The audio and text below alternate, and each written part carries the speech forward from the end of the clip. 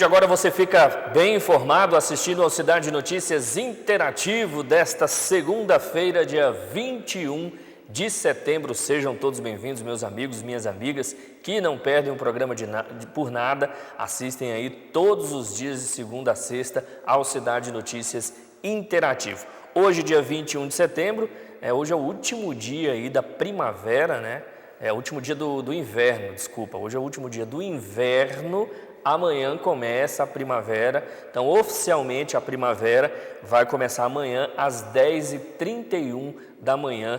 Então amanhã começa a primavera até dezembro aí, já né, a estação que se antecipa aí ao verãozão. A gente já está com altas temperaturas, né, nesse final aí de inverno. Amanhã começa a primavera, esperar aí muito calor nesses próximos dias. Então, fica com a gente porque nós temos muitos assuntos.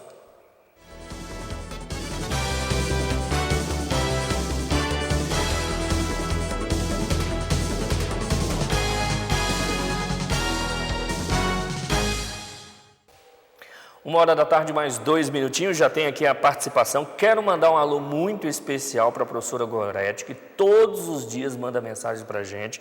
Ela está fazendo aniversário hoje, ela é grande fã aqui do programa. Muitíssimo obrigado aí, professora Gorete, pelas mensagens de todos os dias. Feliz aniversário, foi minha professora, excelente professora. Muito obrigado pela audiência e muita saúde para a senhora que assiste ao programa todos os dias. Tem mais participação aqui, é uma participação de utilidade pública.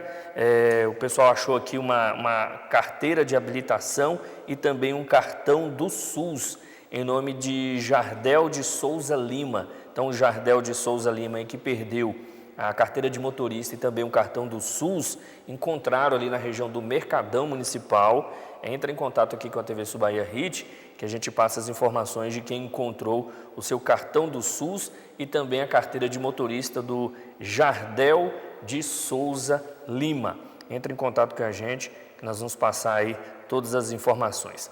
Quem está assistindo também ao programa, a Ana Clara, o Gildásio, a Neia, assistindo ao programa. Muitíssimo obrigado aí a todos, a família toda aí acompanhando o programa. A Lana Rios também já está mandando mensagem para a gente. Obrigadão, Lana, aí pela participação. Pois é, hoje, dia 21 de setembro, é o dia da árvore. Elas que diminuem essa sensação, ajudam a diminuir essa sensação de calor, nesse calorão que está fazendo nesses últimos dias. Também são responsáveis pelo equilíbrio climático, né? As árvores ajudam a manter a umidade do ar e a regularidade das chuvas. As árvores são importantes também, pois elas abrigam as espécies, né, de animais. As árvores servem de habitat para pássaros e outros animais também. Servem para a purificação do ar, né? Elas ajudam a manter o ar mais limpo. E ajuda na beleza, claro, das cidades. A gente mostrou imagens aí de árvores dentro, né, da cidade. Teixeira de Freitas tem belíssimas árvores e elas ajudam a embelezar a nossa cidade. Uma cidade bastante sofrida, né, com muito lixo por todos os 4 cantos aí da cidade. As árvores ajudam com suas flores e com as suas folhas, ajudam a embelezar a nossa cidade. Então, 21 de setembro, Dia da Árvore, um dia para a gente pensar em cortar menos as árvores, né, e plantar mais árvores. Sabe por quê? A gente pegando aí um aspecto da Mata Atlântica, eu pesquisei dados da Fundação SOS Mata Atlântica. Segundo cálculos da Fundação, o município aqui de Teixeira de Freitas tem 4.156 hectares de Mata Atlântica, 4.156. Essa área ela equivale a mais de 5.000 campos de futebol. Aí você pode pensar assim, nossa, 5.000 campos de futebol, isso é muito. Pois é, mas não é. Parece apenas muito, mas isso representa apenas 3,5% da área original de Mata Atlântica do município. 3,5%. A gente tem até um gráfico para mostrar, você já está vendo aí, ó, do que é a Mata Atlântica, o que tem hoje ainda de Mata Atlântica, né, segundo a Fundação SOS Mata Atlântica, né, tudo vermelho aí é o que já foi destruído, essa é a área total do município. E o que resta ainda de Mata Atlântica é muito pouquinho. Olha a destruição que nós fizemos na Mata Atlântica original aqui em Teixeira de Freitas. Isso aí são cálculos sérios, né, feitos por uma fundação séria, que é a Fundação SOS Mata Atlântica. Inclusive eu recomendo aí você de qualquer município, você pode fazer lá, colocar os dados, eles vão dar todos esses cálculos de quanto ainda resta de Mata Atlântica, quanto já foi destruído. É muito legal, tem informações importantes lá na Fundação SOS Mata Atlântica. O certo é que Teixeira de Freitas, a história dela nos conta isso, né? Ela cresceu, se tornou importante, infelizmente, derrubando toda a floresta que existia aqui, infelizmente, né? Houve um momento aqui na nossa região, na nossa cidade, em que as grandes serrarias vinham para cá, década de 60, de 50, vinham para cá e destruía tudo. E o resultado é isso aí. É um pouquinho só de Mata Atlântica, 5 mil campos de futebol, mas o que é isso da quantidade de floresta que foi derrubada? Olha, tem problemão para ser resolvido. A gente paga todo mês na nossa conta de energia elétrica aquela taxa de iluminação pública. E nem sempre, quando a gente abre a porta da nossa casa, a gente vê uma rua clara, né? Que a gente pode andar com tranquilidade. A gente recebeu um vídeo da telespectadora lá do Alto do Tancredo, da rua Governador Raimundo Barbosa. Eu já vou avisando, sua televisão ela não está com problema não, é que está uma escuridão danada nessa rua. Veja o que ela conta para a gente. Gostaria de pedir aos responsáveis pela iluminação pública para dar uma olhadinha na rua Governador Raimundo Barbosa, pois estamos numa escuridão total. Está fazendo medo chegar em casa à noite. E a gente, moradores aqui do bairro, estão pedindo a solicitação de que possa vir colocar a iluminação pública na nossa rua. É um absurdo a gente ter que pedir isso, né?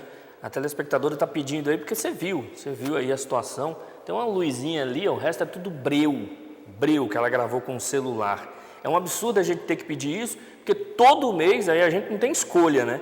Todo mês vem lá a cobrança da taxa de iluminação pública que todos nós somos obrigados a pagar. A gente paga pela iluminação pública, é claro que a gente quer ter uma iluminação pública eficiente e não esse breu que a gente vê em várias ruas de Teixeira de Freitas.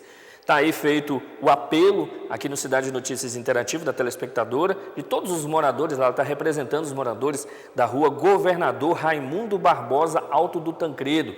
Vamos iluminar essa rua aí, o pessoal responsável pela iluminação pública da Prefeitura Municipal. Rua Governador Raimundo Barbosa, Alto do Tancredo. Vamos acompanhar agora algumas notícias pelo estado da Bahia. 50 quilos de maconha e 2 de crack foram apreendidos pela Polícia Civil em Feira de Santana. Os donos da droga conseguiram fugir com a chegada dos policiais. Taxista é preso pela Polícia Rodoviária Federal no sudoeste da Bahia. O motorista de 47 anos levava no veículo que dirigia 14 quilos de cocaína. Polícia Civil descobre em Vitória da Conquista esquema de envio de droga por transportadora. 3 quilos de cocaína foram apreendidos. Uma mulher foi presa. Operação de combate a maus tratos a animais resgata 229 galos, que eram colocados para brigar em rinhas. 63 pessoas foram detidas e vão ter que responder por crime ambiental. A ação foi realizada pela Polícia Rodoviária Federal, Ministério Público da Bahia, Polícia Civil e Conselho Regional de Medicina Veterinária da Bahia. É muito lixo. 2 toneladas foram retiradas de praias de Porto Seguro e Ilhéus. A iniciativa foi da Marinha e do Corpo de Bombeiros Militar em prol do Dia Mundial de Limpeza. Imagina a quantidade de lixo retirada aí de maneira simbólica. Imagina quanto lixo ainda existe aí, né, pelas praias afora, né? Retira-se 1, 2 toneladas num evento ali simbólico. Muitas vezes numa manhã, junto a quantidade de gente, consegue retirar 1, 2 toneladas em 2 cidades aqui da Bahia. Imagine se fizer um mutirão de vários dias. Imagina a quantidade de lixo que tem aí jogado no mar, né? É muito grande. A ronda continua, nós já mostramos o vídeo da telespectadora reclamando ali da iluminação lá no Alto do Tancredo. Vamos agora para a Avenida das Nações, no bairro Monte Castelo. A quantidade de areia, nem parece, olhando assim, nem parece que a Avenida das Nações, né, naquela primeira imagem, é asfaltada. Olha a quantidade de areia que está se juntando dia após dia. Teixeira de Freitas tem um solo predominantemente arenoso, né, e o vento acaba trazendo aí, várias avenidas sofrem com esse problema, então precisa de uma limpeza urgente na Avenida das Nações, principalmente para motociclista, ciclista, né? É complicada essa areia aí. Então está feito o apelo, Avenida das Nações, bairro Monte Castelo, muita areia, mas muita areia mesmo. No bairro Novo Jerusalém tem aquele problema que infelizmente temos que falar todos os dias.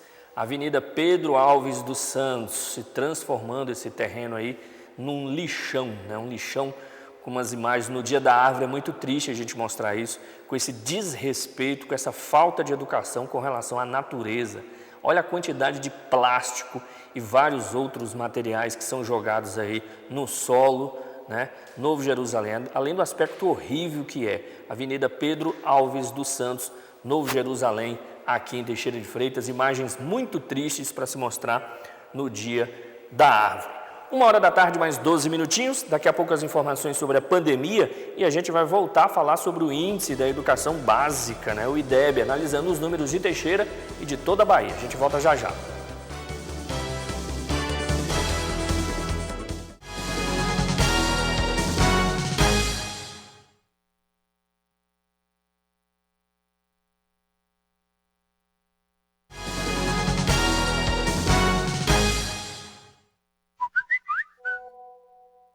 Uma hora da tarde, mais 14 minutinhos. Agora há pouco a gente mostrou a quantidade de areia ali na Avenida das Nações, né? Quantidade imensa de areia. E aqui a gente recebeu uma mensagem aqui de uma telespectadora, de um telespectador, dizendo o seguinte: meu colega caiu ontem na Avenida das Nações e quebrou o braço. Olha só, muito provavelmente ele estava, né, de moto e quebrou o braço. Uma pessoa caiu naquela quantidade de areia, derrapou e acabou quebrando o braço. Brigadão aí, um motoboy, ela colocou aqui. Um motoboy caiu na Avenida das Nações e quebrou o braço. Então é aquilo que a gente está dizendo, né? Precisa de uma limpeza. A gente estava conversando até aqui fora do ar, a gente via em administrações anteriores aquele caminhão com aquela vassoura grande, né? Que limpava as areias das avenidas, das ruas aqui de Teixeira de Freitas. Até o início ali da administração do prefeito anterior, o João Bosco, a gente ainda viu ali. Depois disso, na própria administração de João Bosco eu não vi mais, nessa administração também não. Eles limpam ali, botando os garis, limpando, tentando retirar a areia, mas existe um caminhão que faz isso de maneira, pelo menos a gente analisando como leigo, de maneira eficiente, só que aqui em Teixeira a gente não viu mais aí esse caminhão que retira a areia trabalhando aqui pela nossa cidade. Pessoal assistindo a gente aí, a Valmira, o Victor, o Naldo do Residencial Antônio Costa Filho, também o pessoal do Colina Verde, muitíssimo obrigado a todos aí pela audiência de todos os dias. Deixe-me ver a Cláudia Borges assistindo aí ao programa, a gente vai ler aqui a sua mensagem, dizendo o seguinte: fazer uma reclamação aos moradores que estão jogando lixo no local errado. Não é só da responsabilidade da limpeza pública, tem também aqueles moradores que colocam o lixo no dia em que o caminhão não passa. Deve ser alertado também. O Cláudio Borges, isso aí, a gente cobra isso todos os dias. A responsabilidade também da população. Não adianta a gente ficar só cobrando o poder público e esquecendo da nossa parte enquanto cidadãos, daquela pessoa que se preocupa com o visual, pelo menos, da nossa cidade, né? Sem falar em outros aspectos. Falta de iluminação também na Rua China, na Rua Cabo Verde, no Liberdade 1, Rua China e Rua Cabo Verde, precisando também de troca de lâmpadas. 13h, mais 16 minutinhos, nós preparamos uma reportagem especial, fazendo uma análise aí sobre os números divulgados da educação básica aqui da Bahia e também de Teixeira de Freitas. Assista a reportagem. Índice de aprovação e reprovação no ano letivo, notas de português e de matemática compõem as médias do IDEB de alunos do ensino fundamental e médio de todo o Brasil. O IDEB é lançado a cada 2 anos e a Bahia aparece como o terceiro estado com pior resultado referente ao ensino médio. Apesar de a média ter crescido 18% desde a última medição, o estado ficou com apenas 3,5%. Sendo que a meta era de 4,5. Quando a gente analisa a Constituição brasileira, a gente vê que a educação ela é dever do Estado, da família, e com a ajuda da sociedade, ela deve acontecer. Então, é comum que nesse momento, quando sai um resultado assim, aconteça um verdadeiro caça às bruxas. De um lado, um grupo buscando quem são os culpados. Do outro lado, cada um desses julgados, culpados, busca transferir a culpa para o outro, numa verdadeira síndrome de Adão e Eva. Aqui em Teixeira de Freitas, apenas o ensino médio conseguiu superar a meta que havia sido estabelecida para o ano.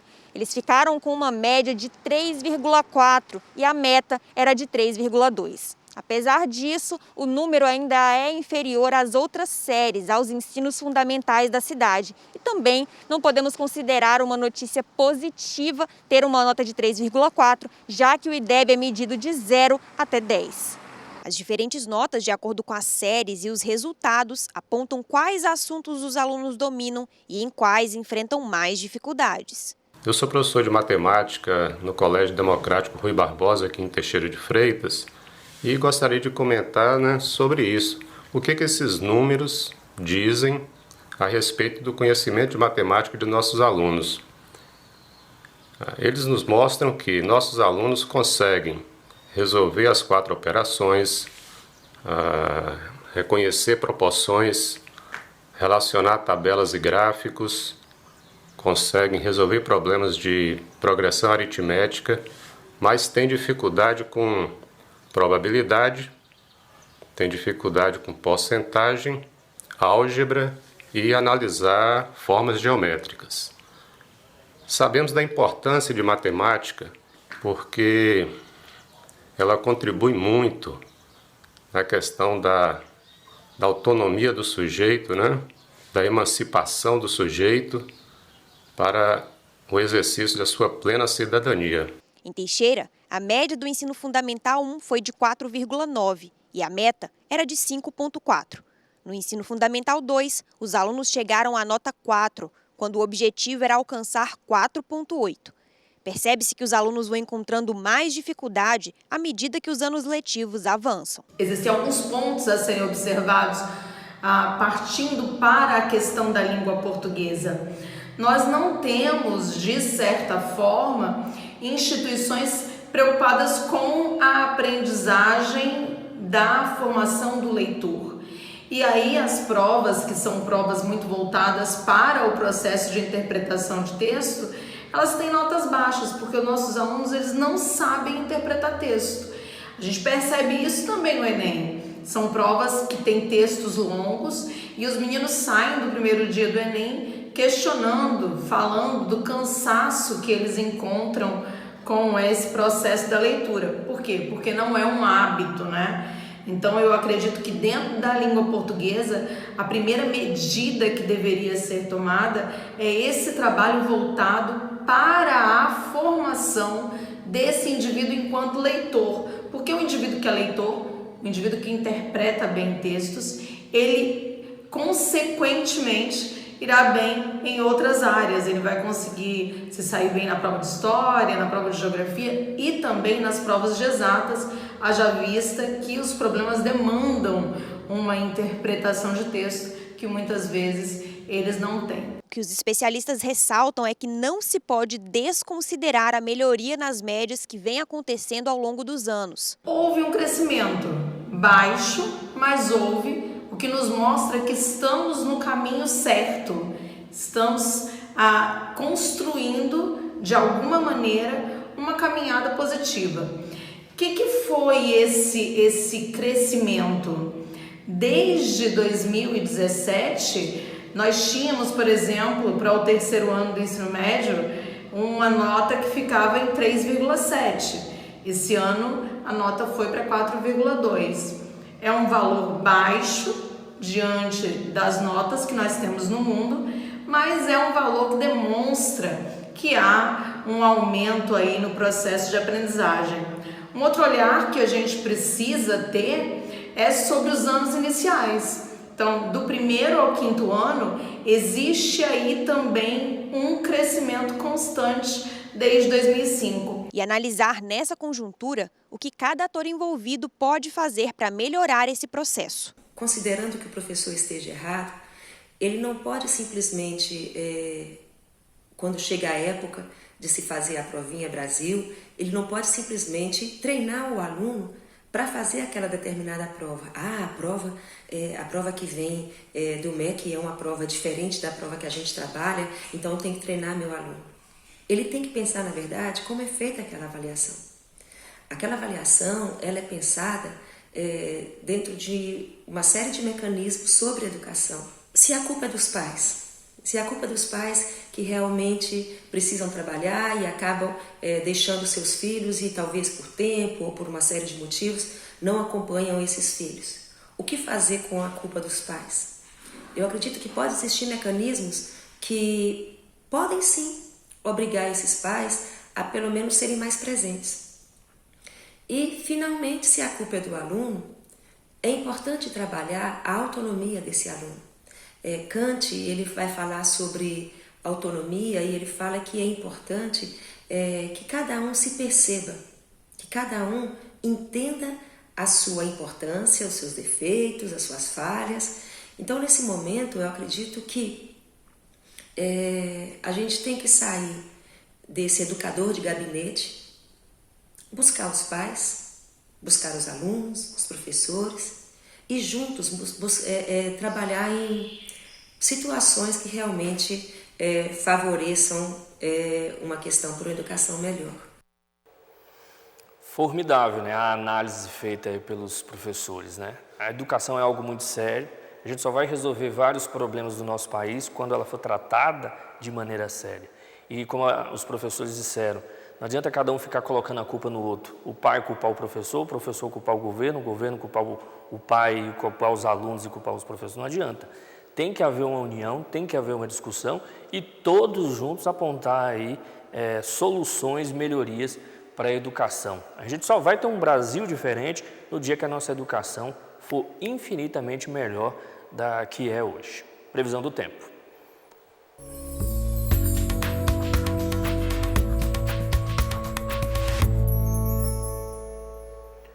Pois é, a gente está tendo um inverno aí com altas temperaturas nesse finalzinho, né? Amanhã começa a primavera, hoje o calor ainda deve prevalecer nesse último dia. É só olhar para o céu para a gente ver várias nuvens e por isso aumenta a possibilidade de chuvas já hoje para os próximos dias no extremo sul e também o recôncavo. 30 graus em Teixeira neste momento, amanhã tem 90% de chances aí de chover 7 milímetros aqui em Teixeira. A tendência é de termos chuvas passageiras. Essa possibilidade de chuvas aqui na cidade segue até a próxima sexta-feira.